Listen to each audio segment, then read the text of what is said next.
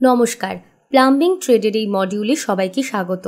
আজকের ভিডিওতে আমরা বিভিন্ন উদ্দেশ্যে বিভিন্ন অনুপাতে সিমেন্ট মর্টার এবং আরসিসি প্রস্তুত করতে এবং ড্যাম প্রুফিং করতে চলেছি। এই পাঠের শেষে আপনি সক্ষম হবেন একটি নির্দিষ্ট মিশ্রণের মর্টার উপাদান প্রস্তুত করতে, ম্যানুয়ালি মর্টার মিশ্রিত করতে, যথাযথ নিরাপত্তা সতর্কতা অনুসরণ করতে, দেওয়াল, ছাদ এবং ছাদের ক্ষতিগ্রস্ত অংশ মেরামত করতে, স্যাঁতস্যাঁতে মেঝে মেরামত করতে, সিঙ্ক বেড মেরামত করতে। প্রথমে আমরা বিভিন্ন উদ্দেশ্যে বিভিন্ন অনুপাতে সিমেন্ট মর্টার এবং আরসিসি প্রস্তুত করতে চলেছি। এর জন্য প্রয়োজনীয় উপকরণ এবং সরঞ্জামগুলি হল একটি কোদাল, একটি বালতি, একটি মগ, একটি পরিমাপক বাক্স, একটি মর্টার প্যান, একটি ম্যাশন ট্রোয়েল, একটি জিআই শিট, একটি সিমেন্ট ব্যাগ, 5 বাক্স বালি, জল প্রয়োজন মতো। এখন প্রক্রিয়া শুরু করা যাক। যেখানে মিক্সিং করতে হবে সেই জায়গাটি লেভেল করুন। সমতল মাটিতে পর্যাপ্ত সংখ্যায় জিআই সিট রাখুন। মিক্সিংয়ের এলাকার কাছাকাছি বালি এবং জল প্রয়োজনীয় পরিমাণে আনুন। পরিমাপ বাক্স ব্যবহার করে বালি পরিমাপ করুন এবং এটি একটি গাদায় ঢালুন। সিমেন্টের ব্যাগ নিয়ে আসুন এবং বালির স্তূপে রাখুন। সিমেন্টের ব্যাগটি কেটে সিমেন্ট ঢেলে বালিতে সমানভাবে ছড়িয়ে দিন।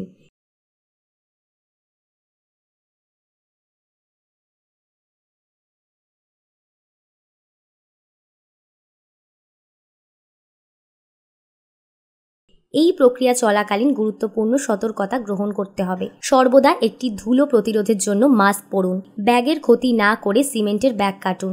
এটি ছিদ্র রোধ করতে এবং সিমেন্টের দক্ষ হ্যান্ডলিং নিশ্চিত করতে অপরিহার্য। উপাদানগুলিকে মিশ্রিত করার জন্য একটি কোদাল ব্যবহার করুন। যতক্ষণ না এটি অভিন্ন রঙের হয় ততক্ষণ পর্যন্ত উপাদানগুলি সঠিকভাবে মেশাতে হবে। মর্টারের সঠিকতার সামঞ্জস্য নিশ্চিত করতে সিমেন্টের অনুপাত অনুযায়ী পর্যাপ্ত পরিমাণে জল দিন। জল স্তূপের বাইরে যাতে প্রবাহিত না হয় তা নিশ্চিত করতে দ্রুত মেশান। 2. একটি মগ ব্যবহার করে অবশিষ্ট পরিমাণ জল ঢালুন এবং একই সাথে মেশাতে থাকুন। জল যোগ করার জন্য কিউরিং পাইপ ব্যবহার করবেন না। মর্টারের সামঞ্জস্য সমান না হওয়া পর্যন্ত মেশাতে থাকুন।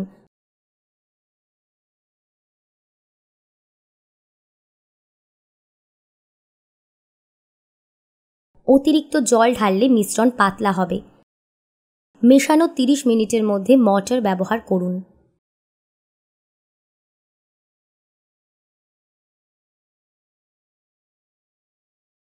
এখন উপাদান পরিমাপের জন্য একটি পরিমাপক বাক্স ব্যবহার করি।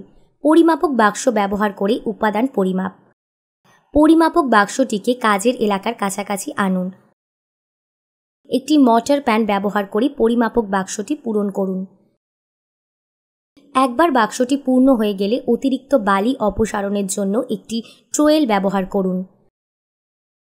আসুন এখন সিমেন্ট মর্টার মেশানো শিখি। জলরোধী প্ল্যাটফর্ম ব্যবহার করে মর্টার মিশ্রিত করুন। ছোট পরিমাণের জন্য এটি এমএস ট্রে ব্যবহার করুন এবং বৃহত্তর পরিমাণের জন্য এটি জিআই শিট ব্যবহার করুন। প্রয়োজনীয় পরিমাণে বালি এবং সিমেন্ট মিশিয়ে এক প্রান্ত থেকে অন্য প্রান্তে ঘুরিয়ে দিন এবং একটি বেলচা দিয়ে কাটতে থাকুন যতক্ষণ না মিশ্রণটি অভিন্ন রঙের হয়।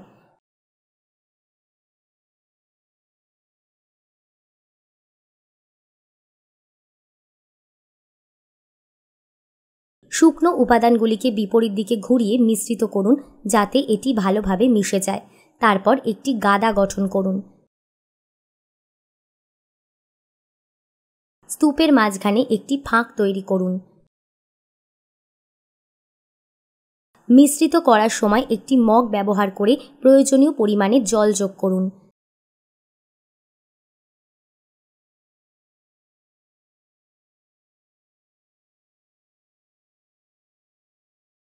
জল সিমেন্টের অনুপাত অনুযায়ী জল যোগ করুন।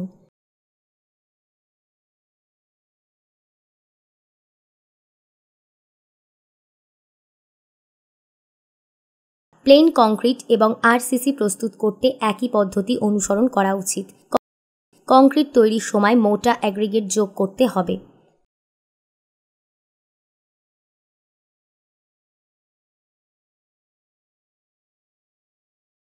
আরসিসি বা রিইনফোর্সড সিমেন্ট কংক্রিট মিশ্রণের অনুপাত প্রকল্পের কাঠামোগত প্রয়োজনীয়তা এবং নির্দিষ্টকরণের উপর নির্ভর করে।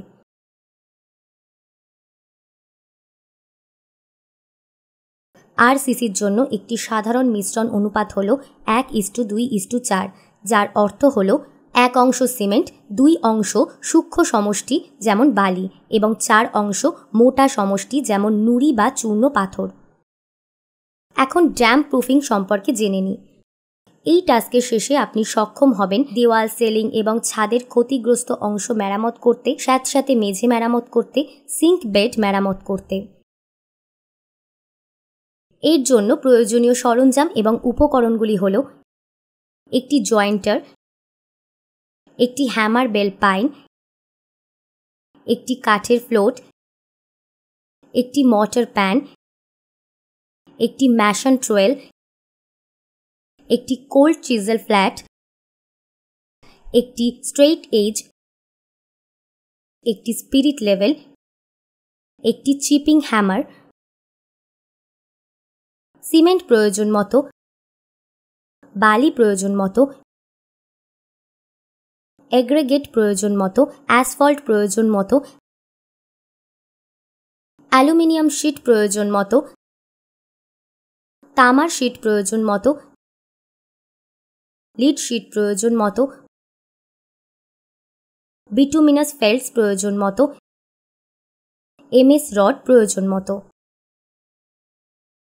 এখন ড্যাম্প প্রুফিংয়ের দিকে নজর দিই। এই কাজের জন্য প্রয়োজনীয় সঠিক হ্যান্ড টুলস এবং উপকরণ নির্বাচন করুন।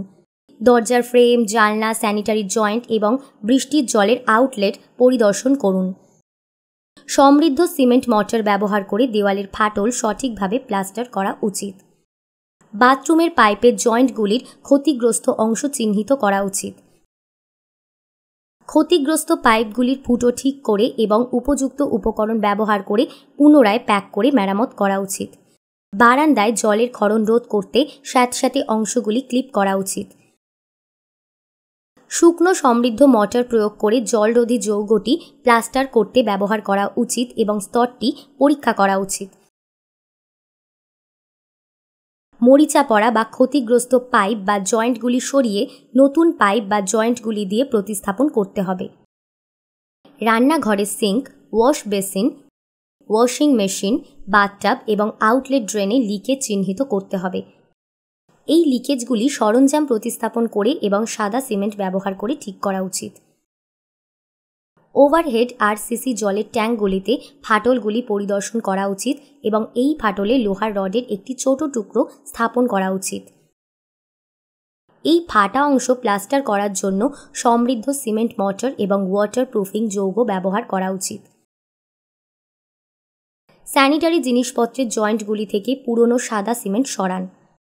স্যানিটারি ফিটিংসের জয়েন্টগুলিতে নতুন সাদা সিমেন্ট প্রয়োগ করা উচিত। কনসিল্ড জলের পাইপলাইনের লিকেজ চিহ্নিত করা উচিত। সমৃদ্ধ সিমেন্ট মর্টার ব্যবহার করে নতুন পাইপলাইন এবং প্লাস্টার দিয়ে প্রতিস্থাপন করুন। লিকেজ শনাক্ত করতে বাথরুমের মেঝের টাইলস, টয়লেটের মেঝের টাইলস পরিদর্শন করুন। অ্যাসফল্ট, অ্যাকোয়াপ্রুফ এবং সাদা সিমেন্ট ব্যবহার করে নতুন টাইলস এবং প্লাস্টার জয়েন্টগুলি প্রতিস্থাপন করে ভাঙা টাইলগুলি প্রতিস্থাপন করুন। এই ভিডিওতে আমরা আলোচনা করেছি কিভাবে একটি নির্দিষ্ট মিশ্রণের জন্য মর্টার উপাদান প্রস্তুত করতে হয়, ম্যানুয়ালি মর্টার মিশ্রিত করতে হয়, যথাযথ নিরাপত্তা সতর্কতা অনুসরণ করতে হয়, দেওয়াল, ছাদ এবং ছাদের ক্ষতিগ্রস্ত অংশ মেরামত করতে হয়, স্যাঁতস্যাঁতে মেঝে মেরামত করতে হয়, সিঙ্ক বেড মেরামত করতে হয়। আশা করি আপনি এটি পরিষ্কার বুঝতে পেরেছেন। সবাইকে ধন্যবাদ। পরবর্তী ভিডিওতে আবার দেখা হবে।